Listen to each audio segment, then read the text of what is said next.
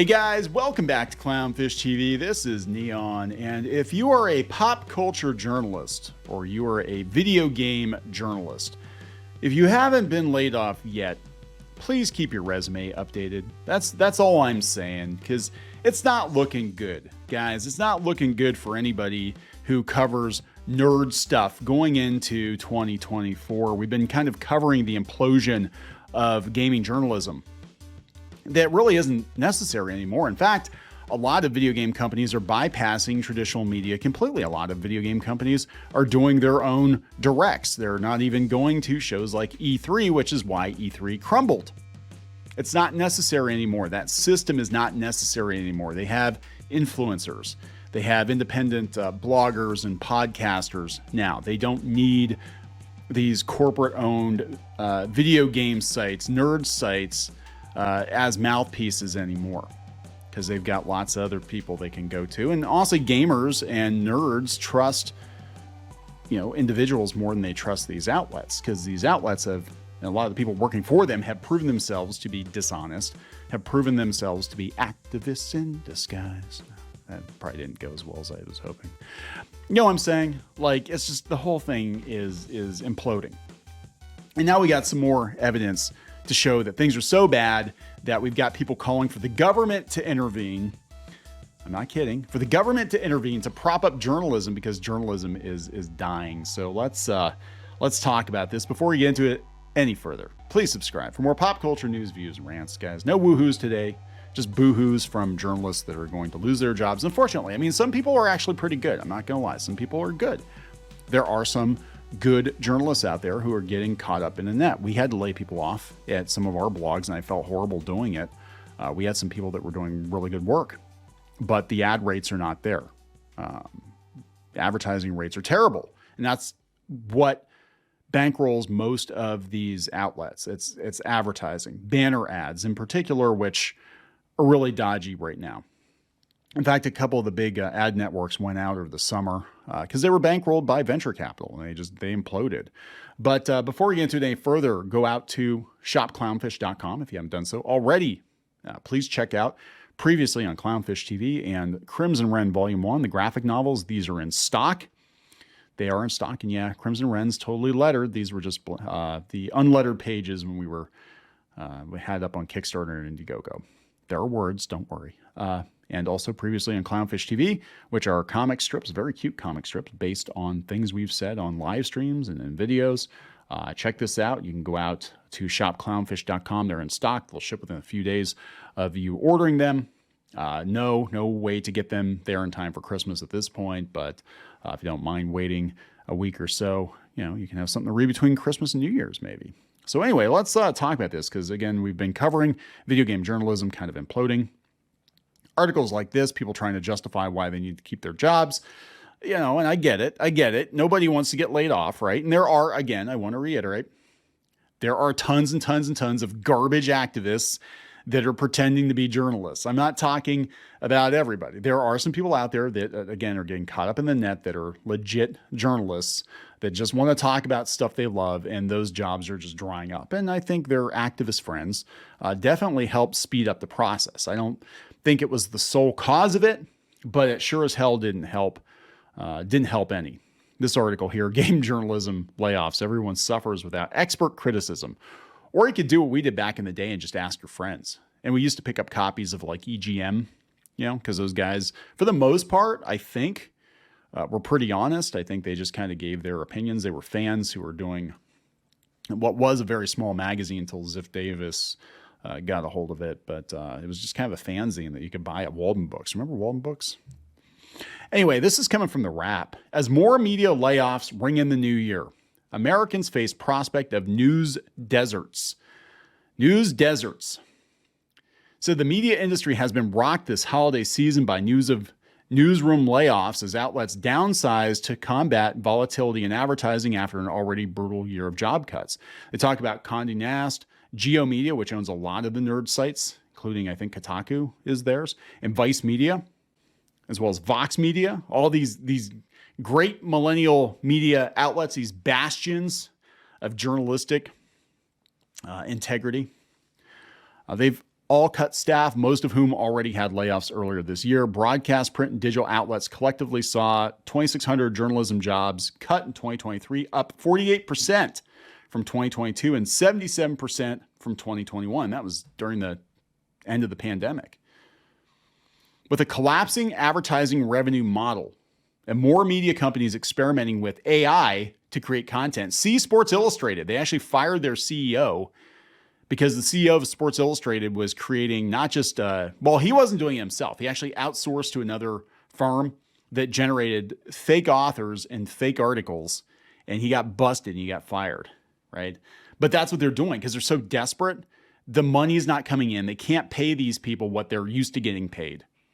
So they're like, fine, we'll just have a robot do it because it's all the same. A click is a click. It doesn't matter who wrote it, right?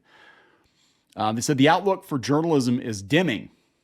Media analysts told the REKT. The decline underscores the need for the public and even governments to fund news gathering if it's to survive in its current form and avoid widespread news deserts, they said. Challenger Gray and Christmas. All available evidence suggests that the commercial future for journalism is especially dire, says Victor Pickard, a professor of media policy and political economy at the University of Pennsylvania's Annenberg School for Communication, told the REKT. We cannot simply let the market drive local journalism into the ground. I had it right the first time. It's the Annenberg School for Communism. I expect to see more legislative efforts, especially at state government levels, aimed at shoring up and even expanding local journalism. But again, we're not talking about the local newspaper. We're talking about garbage tier sites like Geo Media owns and Vice Media, which is going under, and Vox Media, which is going under. To that end, one bright spot amid the gloomy outlook has been the growth of nonprofit newsrooms. If you don't have to make money, you're fine. That's what I'm hearing, which increased in number by 17% in 2022 and boosted revenues 19% to nearly $500 million between 2021 and 2022. Last week, Mother Jones and the Center for Investigative Reporting, two San Francisco-based nonprofit investigative organizations, said they were merging. So they have to merge anyway. And they're going to employ 70 staffers. The combined outlets have $21 million in funding commitments over the next 3 years. And of course, we know that when these outlets, these nonprofits are bankrolled by certain interests, they're going to push certain agendas and certain messages. Can you imagine like nonprofit video game journalism? Like what that would look like? It would basically look like Kotaku and Polygon, I guess. That's what it would look like. Community-based online media and nonprofit media more broadly have been relatively insulated from the layoff march. Yes, because trust fund babies are giving them money. They don't have to turn a profit. So basically, you're insulated. If you don't have to turn a profit, you're fine. You're golden. Like if you're freaking PBS or NPR. Well, NPR was hurting too, right? NPR was hurting. Those newsrooms are small, lean, and increasingly revenue diverse, or averse. Depends on how you slice it. Some of them have felt the same industry pressure. In August, the Texas Tribune, an award-winning leader in nonprofit journalism, laid off 11 staffers, the outlet's first job cuts in 14 years. So here's where it's coming from. Advertising losses deepen. Heading into 2024, legacy media, which rely on digital and print advertising, are facing tough decisions about whether to cut staff or sell off unprofitable assets. Yeah, advertising imploded this year.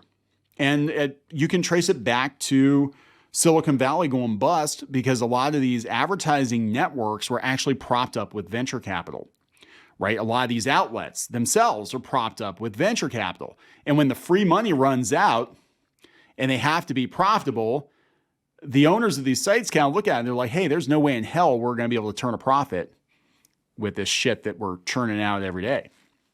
Oh, wait, no, we can turn a profit, but we're going to have to get rid of everybody and just replace them with AI. That's the only way we can do it.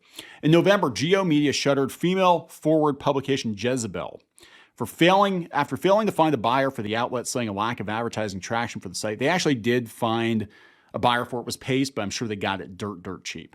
The company laid off 23 staffers, with Gizmodo and The Onion also impacted. The Onion, which I always thought did pretty well, but I guess not, because we're living it now.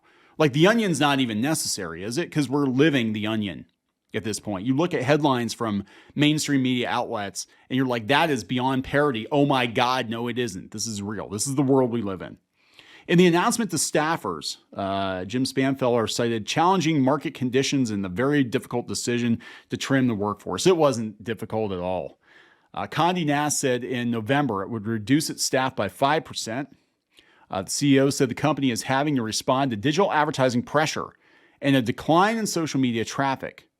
Okay, so what's going on too? And I can tell you again, as a guy who's been doing this for a long time, 15 plus years, and we've actually started and grown several websites. Some of them, we no longer are a part of, but like we knew the game, we knew how it was played, and how it was played is you would build your site, you would make it as SEO friendly as possible, and then you would boost the hell out of it on like Facebook or something like that. And like that's where a lot of the traffic for BuzzFeed came from. They basically would lead people Pied Piper style from Facebook to BuzzFeed and then get them trapped on BuzzFeed, and they would be doing quizzes and stuff like that. Except it doesn't work that way anymore. Facebook actually has an interstitial, like a message. If you leave Facebook, it'll tell you you're leaving Facebook. It's like, turn back, Pinocchio, you're going to leave Facebook and there might be misinformation out there. So it's really hard to boost traffic that way. Plus, a lot of these sites where, I'm going to be honest, they were buying fake traffic, and the advertising networks were like, oh shit, we're going to get busted for this. They were just flat buying traffic. Oh yeah, look guys, we got like millions of views. We got like 25 million views this month. Wow, how did that happen? Well, you bought it. Most of that traffic's coming from like India or China or something, some bot farm. And you're scamming the advertisers. But it was all about smoke and mirrors and making these sites look bigger than they actually were so they could sell them to the next sucker. And then that person would get it, realize they bought a pig in a poke, and they're like, oh shit, what are we going to do? Okay, we're going to puff our numbers up and then we're going to sell it to somebody else. And it just kind of was like hot potato. And all these websites, they kind of got passed from place to place to place, but they were never sustainable. They were never profitable. You can't have, video game journalists working for these websites making $150,000 a year, whatever ridiculous amount of money they were making, some of them, and the only ones that were quasi profitable, probably like the Valnet sites, but they're only paying people like $5 an article. But that's, given what the ad rates are now, that's about what an article is worth. I'm not even kidding. Like you would have to have probably 10,000 views on every article to pay somebody $5 or $10. It's ridiculously low. It is. Underpinning the media slide is a darkening advertising outlook. U.S. newspaper publishers are expected to lose $2.5 billion in advertising between 2021 and 2026. So it's not going to get better. Mostly related to print advertising. Okay, now it's digital too. Traditional media outlets that still rely largely on ad revenue for income are now having to adjust strategies to gain a wider reach. Basically, the reason they're putting up the ad blocker things and that they're asking you to subscribe and join their Plus Club and all that stuff is because they're running out of ad money. Big tech companies, including Alphabet, Meta, and Amazon, continue to control the lion's share, 70% of digital advertising. Justice Department just sued Google in January on antitrust grounds for allegedly monopolizing digital advertising tech. Chinese-owned app TikTok is flexing its muscle, asking advertisers to spend at least 50% more in 2024. Even if platforms such as Google were to redistribute more advertising revenue back to publishers, those revenues are highly unlikely to return to previous levels. Yeah, it was all smoke and mirrors. It was all fake. Wall Street financial players have continued to seize on turnaround opportunities for struggling media companies. In so-called vulture capitalist strategies, more hedge funds and private equity firms are purchasing news outlets and then gutting newsroom staff. What they're hoping for is they're going to buy up all these websites, these newspapers, these magazines, and someday maybe they'll be worth something, or maybe we'll get that unicorn. We'll get that one that actually is worth something. Now, under pressure from Wall Street and big tech, generative AI has begun to infiltrate the media landscape. Yeah, a lot of these writers can be replaced very easily with AI.